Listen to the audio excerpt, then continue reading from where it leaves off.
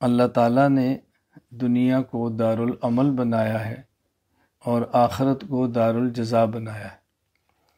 ہم دنیا میں عمل کریں گے اپنی حیثیت کے مطابق، اللہ تعالیٰ آخرت میں جزا دیں گے اپنی شان کے مطابق۔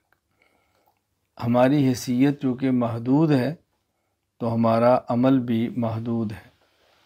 اللہ تعالیٰ کی شان چونکہ غیر محدود ہے تو اللہ تعالیٰ کی طرف سے دیا جانے والا اجر بھی ہمارے علم کے مطابق غیر محدود ہے، نہ ختم ہونے والا اجر ہے۔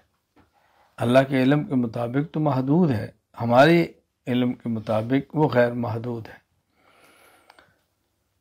دنیا میں رہ کر ہم نے کیا کرنا ہے اس کو اچھی طرح سمجھ لیں۔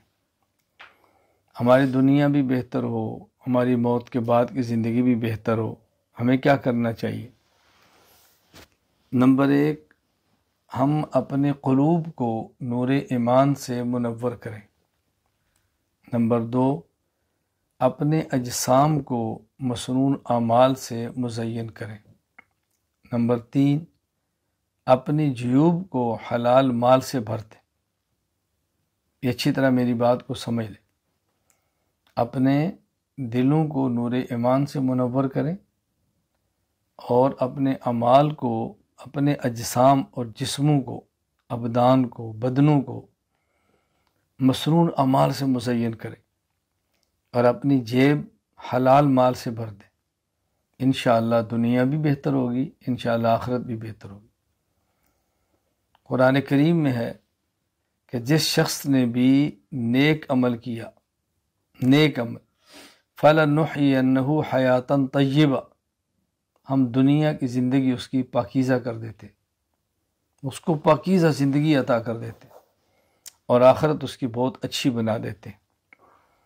اور اگر دنیا میں غافل رہا ہماری یاد سے، نہ اس نے اپنے قلوب کو نور ایمان سے منور کیا، نہ اس نے اعمال کو مسلمان سے مزین کیا، اس کے بارے میں صاف صاف ہے، نحشرہ یوم القیامت اعمیٰ، ہم اس کو دنیا میں اندھا کر کے اٹھائیں گے۔ وہ چیخے گا اور کہے گا یہ کیا ہوا، میری تو آنکھیں تھیں۔ اللہ فرمائیں گے کذالک اتتک آیاتھا فنسیتھا وکذالک الیوم تنسی، جب ہماری آیات آتی تھیں تو تم توجہ نہیں دیتے تھے، آج تمہارے اوپر توجہ نہیں دی جائے گی۔ اللہ اکبر۔ اللہ ہمیں یہ بات سمجھنے کی توفیق عطا فرمائے۔ اپنے قلوب کو نور ایمان سے منور کریں، اپنے دلوں کو نور ایمان سے منور کریں۔ اومن کان میتن فحییناہ وجعلنا نور یمشی، اللہ فرماتے ہیں کیا دیکھو وہ لوگ کہ اندھے ہیں، بے جان ہیں، مردہ ہیں، ہم جب ان کو نور ایمان دیتے ہیں تو اس سے وہ چلتے ہیں۔ تو کیا یہ اس شخص کی طرح ہو سکتا ہے جو نور ایمان سے خالی ہے؟ سوال ہی پیدا نہیں ہوتا۔ اور کس طرح قرآن کریم نے سمجھایا ہے، حل یستوی الاعمی والبصیر، کیا دیکھنے والا اندھا برابر ہو سکتا ہے؟ سبحان اللہ۔ بار بار اللہ پاک نے مثالیں دے کر قرآن کریم میں بات سمجھائی ہے، اور حضور اکرم صلی اللہ علیہ وسلم نے احادیث میں سمجھایا، مثل الذی یذکر رب والذی لا یذکر رب مثل الحی والمیت، اللہ کو یاد رکھنے والا، اللہ کی یاد سے غافل رہنے والا، یہ ایسے ہی ہیں جیسے ایک زندہ ہے اور ایک مردہ ہے۔ اللہ کو یاد رکھنے والا زندوں کی طرح ہے، اور اللہ کی یاد سے غافل ہونے والا یہ زندہ ہو کر بھی مردوں کی طرح ہے۔ اپنے قلوب کو نور ایمان سے منور کریں۔ اللہ اکبر۔ اپنے دل کو ایمان کا نور دیں، اللہ کی محبت دیں۔ میری بات اچھی طرح ذہن نشین کر لیں، میں کس درد کے ساتھ یہ بات سمجھاؤں۔ ایک دل میں دو محبتیں کبھی جمع نہیں ہوتی، ایک دل میں دو محبتیں جمع کبھی نہیں ہوتی۔ اگر اس دل میں اللہ کی محبت آ گئی تو اللہ کے غیر کی محبت نکل جائے گی، اور اگر ہم نے اللہ کے غیر کی محبت کو دل میں رکھا تو پھر اللہ کی محبت اس دل میں نہیں ہوگی، بس محبت کا نام ہوگا۔ اس کی کیا علامت ہے کہ دل میں اللہ کی محبت موجود ہے؟ اس کی نشانی کیا ہے؟ کوئی شخص کہے کہ میرے دل میں اللہ کی محبت ہے، اس کی نشانی کیا ہے؟ یاد رکھ لیں، کسی شخص میں کے دل میں کسی کی محبت کی علامت اس کا جسم ہے۔ کسی شخص کے دل میں کسی کی محبت، اس کی علامت اس کا جسم ہے، اس کے جسم کے سرزد ہونے والے اعمال ہیں، اس کی زبان ہے، اس کی زبان سے نکلنے والا تذکرہ ہے۔ انسان جس سے محبت کرتا ہے دل و جان سے اس کی اطاعت کرتا ہے، اور انسان جس سے محبت کرتا ہے اس کا بار بار تذکرہ کرتا ہے، باتوں میں تذکرہ، مزاح میں تذکرہ، ہر جگہ اس کے تذکرے کو چھیڑ دیتا ہے جس سے محبت ہوتی ہے۔ اگر اللہ سے محبت ہوگی تو ہم اللہ کی اطاعت بھی کریں گے اور اللہ کا تذکرہ بھی کریں گے، اللہ کا ذکر بھی کریں گے، اللہ کا ذکر بھی کریں گے۔ یہ بات ذہن نشین کر لیں۔ قرآن کریم میں ہے قل ان کنتم تحبون اللہ فاتبعونی، اے پیغمبر ان سے بتاؤ اگر اللہ کی محبت کا دعویٰ ہے تو پھر پیغمبر کے نقش قدم پر چلو۔ قل ان کنتم تحبون اللہ فاتبعونی، اے پیغمبر اعلان کرو اگر تم دعوی محبت میں سچے ہو تو پھر میرے نقش قدم پر چلو۔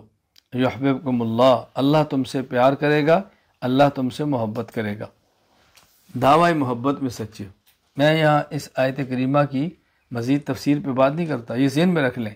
میں نے آیت کا ترجمہ یہ نہیں کیا اگر تم اللہ سے محبت کرتے ہو، یہ نہیں، اگر تم اللہ سے محبت کا دعویٰ کرتے ہو۔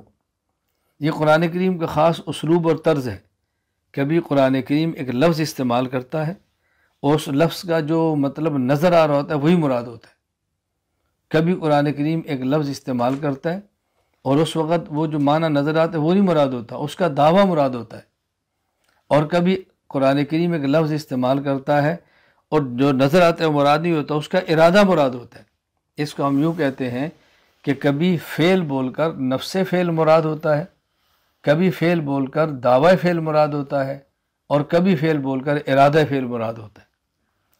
اب کہاں پر نفس فعل ہے، کہاں پر ارادہ فعل ہے، کہاں پر دعوی فعل ہے، اس کے لیے علم کی ضرورت ہے، قرآن کریم کے سیاق و سباق کی ضرورت ہے، آگے اور پیچھے کی ضرورت ہے، پھر بات سمجھ آتی ہے۔ میں اس کی مثال دے دیتا ہوں، بات چل پڑی ایسے تشریحی نہ رہ جائے، میں مثال دے دیتا ہوں۔ قرآن کریم میں یہ تو کئی اور اکثر مقامات پر ہے کہ جو فعل بولا گیا ہے وہی مراد ہے۔ مثلا ہم کہتے ہیں یؤمنون بالغیب، اس کا معنی کیا ہے کہ جو نہیں دیکھتے اس پر ایمان لاتے ہیں۔ ینفقون، خرچ کرتے ہیں۔ بالآخرت یوقنون، آخرت پر یقین رکھتے ہیں۔ بالکل صاف صاف بات ہو رہی ہے۔ اور کبھی فعل بول کر دعوی فعل مراد ہوتا ہے، اس کو اچھی طرح سمجھیں۔ اب دیکھیں قرآن کریم نے تزکیہ نفس پہ کتنا زور دیا ہے، تزکون انفسہم قد افلح من تزکا، کتنا زور دیا ہے، تزکیہ کرو تزکیہ کرو۔ ایک جگہ قرآن کہتا ہے فلا تزکو انفسکم، فلا تزکو انفسکم کا اگر نفس فعل کا معنی لیں گے تو اس کا معنی کیا ہوگا، اپنے نفسوں کا تزکیہ مت کرو۔ قرآن تو کہہ رہا ہے کہ تزکیہ کرو، کامیاب ہو جو تزکیہ کرے گا۔ اب فلا تزکو انفسکم کا معنی یہ نہیں ہے تزکیہ مت کرو، فلا تزکو انفسکم، اپنے نفسوں کے تزکیہ کا دعویٰ مت کرو۔ یہ دعویٰ نہ کرو کہ میں تو پاک دامن ہو گیا ہوں، تو یہ فلا تزکو انفسکم میں یہ دعوی فعل کی نفی ہے۔ تو کبھی فعل بول کر نفس فعل مراد ہوتا ہے، کبھی فعل بول کر دعوی فعل مراد ہوتا ہے۔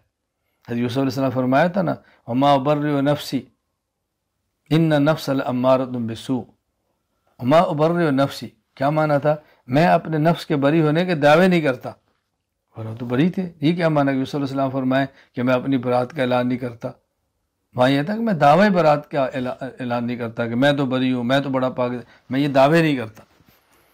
اور کبھی فعل بول کر ارادہ فعل مراد ہوتا ہے، یا ایھا الذین آمنوا اذا قمتم الی الصلاۃ فاغسلوا وجوہکم۔ اب لفظ نظر کیا آ رہا ہے، اذا قمتم، جب تم کھڑے ہو۔ اگر یہاں قمتم کو معنی کھڑے ہونا ہو تو مطلب کیا ہوگا کہ جب تم نماز کے لیے کھڑے ہونے لگو تو وضو کرو۔ جب کھڑے ہوں گے تو وضو کریں گے یا نماز پڑھیں گے؟ اب معنی ہے اذا اردتم الی قیام الصلاۃ، جب تمہارا نماز پڑھنے کا، نماز کے لیے کھڑے ہونے کا ارادہ ہونا تو پہلے وضو کرنا پھر کھڑے ہونا۔ خیر، میں بات یہ سمجھانا چاہ رہا تھا کہ ہم اپنے قلوب کو نور ایمان سے منور کریں۔ اپنے یہ قلب میں نور ایمانی کا معنی کیا ہے، اپنے دل میں اللہ کی محبت کو لائیں، اپنے دل میں اللہ کی محبت کو لائیں۔ میں یہ عرض کر رہا ہوں اگر میں دعوی محبت الہی کرتا ہوں تو اس کی علامت کیا ہے کہ میں جھوٹ بول رہا ہوں یا سچ بول رہا ہوں؟ اس کی بڑی آسان سی علامت کیا ہے کہ میرے عمل کو دیکھیں، میری زبان کو دیکھیں۔ انسان جس سے محبت کرتا ہے اس کی اطاعت کرتا ہے، اس کے تذکرے کرتا ہے۔ بس ایک بڑا معروف ہے، عربی کا شعر ہے، بہت معروف ہے، تحب الالہ و تعصی امرہ، تو اللہ سے محبت کے دعوے کرتا ہے اور اللہ کی نافرمانی بھی کرتا ہے۔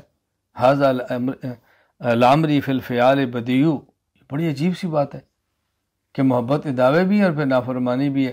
لو کان حبک صادقا لاطعتہ فإن المحب لمن يحب مطیع، اگر تو دعوی محبت میں سچا ہوتا تو پھر اللہ کی اطاعت کرتا، کیونکہ محب اپنے محبوب کی بات کو مانتا ہے۔